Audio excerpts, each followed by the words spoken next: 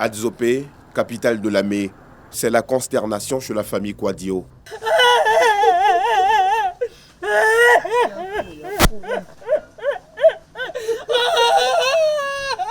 Leur fille Grace, âgée de 17 ans, a été arrachée à leur affection.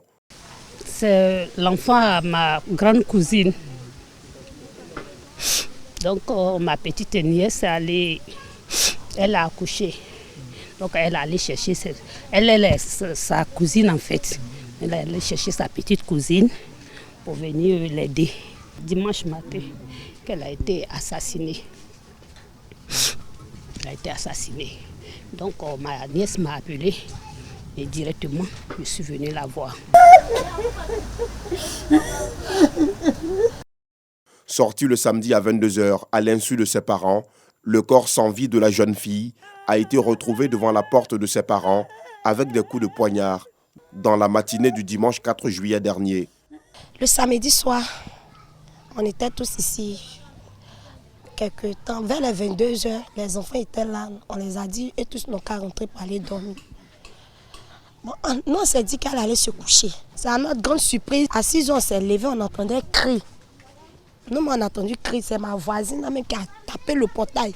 Que sortez, sortez, elle a tapé tous les portails, que sortez, sortez, sortez, Grace est blessée, Grace est blessée. On est venu, on vient trouver que elle était blanche, elle était blessée partout, partout. Ils l'ont macheté, ils l'ont blessée ici, partout, partout, tout son corps ici. Bon, ils ont tiré son sang.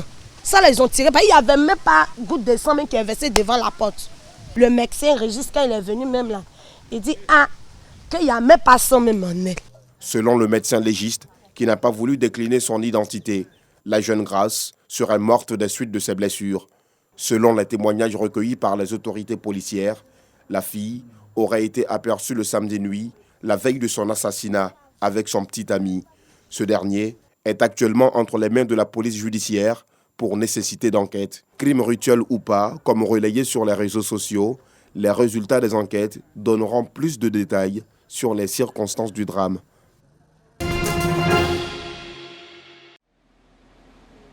À Tami, Japon, les secouristes cherchent des survivants après la coulée de la boue. 2 femmes sont mortes emportées par le glissement du terrain. Au moins 19 personnes ont pu être sauvées. Au total, 387 personnes ont été évacuées et selon les estimations, 130 maisons et bâtiments ont été endommagés.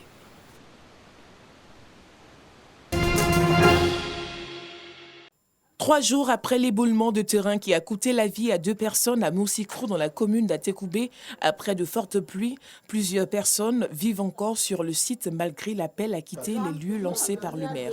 Ces personnes avaient été logées dans un hôtel, mais lorsque nous nous y sommes rendus ce matin, aucun de ces habitants ne s'y trouvait. On nous a logés premier jour à l'hôtel.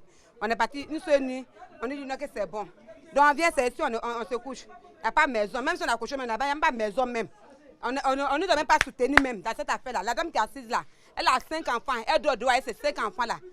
Hôtel, on est parti dormir là-bas. C'était un jour seulement. On a dormi là-bas, puis le lendemain, on est venu à la maison. Puisqu'on ne sait pas où on est parti. Donc on est revenu ici encore. Donc les attendons vos décisions. Les agents de la mairie sont venus samedi pour dire qu'ils sont venus nous déloger, de quitter l'hôtel. Et nous ont appelé, moi je suis parti, le gérant, puis je les ai trouvés le commandant de la mairie, agent municipal là. Je les ai trouvés tous là-bas, c'est ce qu'ils m'ont dit. Et puis nous, on a pris nos bagages, nous sommes venus.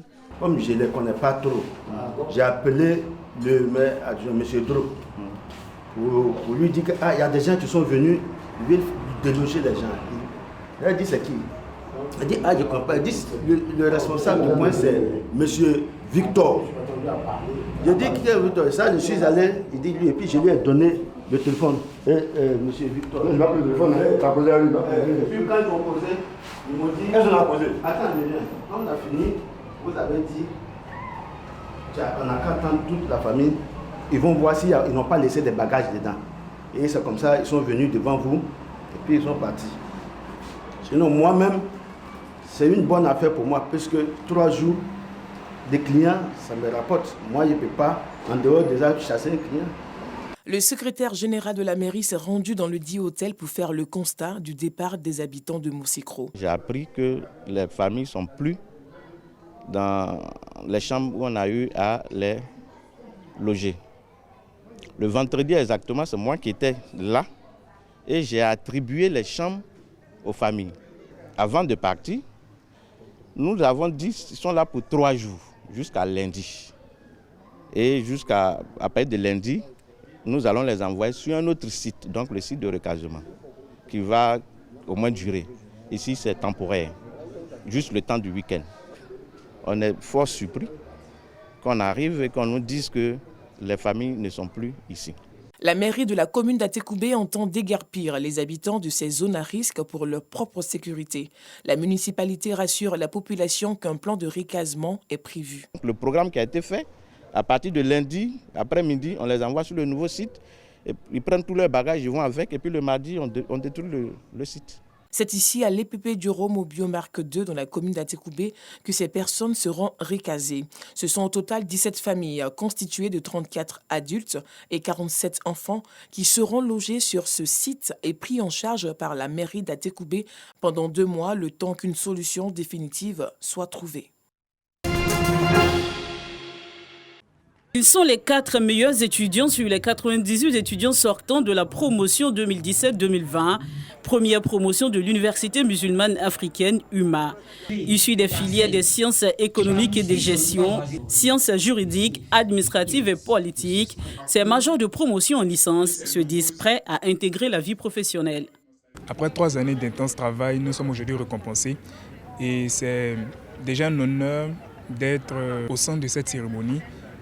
Nous avons beaucoup appris pendant ces 3 années. Nous sortons d'ici avec de grandes connaissances, bien sûr, et aussi de très bons conseils qui vont nous aider dans le monde professionnel.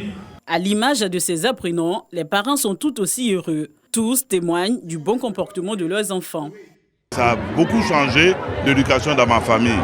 Je suis très heureux de voir que ma fille, en plus de venir à l'université, elle a inculqué à ses petites sœurs et ses frères à la maison vraiment la religion musulmane. Ça, je l'ai beaucoup aimé.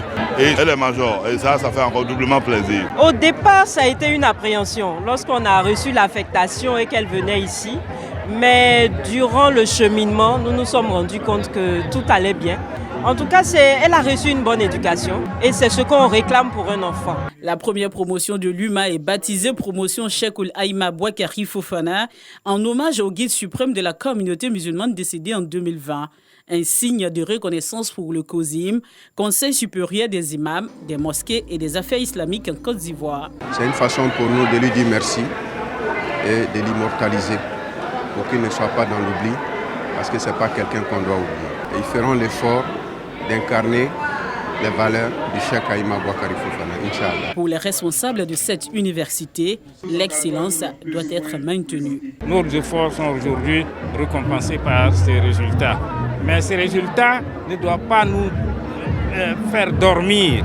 Il faut aller de l'avant et il faut travailler davantage. L'université doit être un établissement qui sera un établissement de référence. Cette cérémonie de remise de diplôme de la première promotion de l'Université musulmane africaine est placée sous le parrainage de Aboudraman Sissé, secrétaire général de la présidence de la République.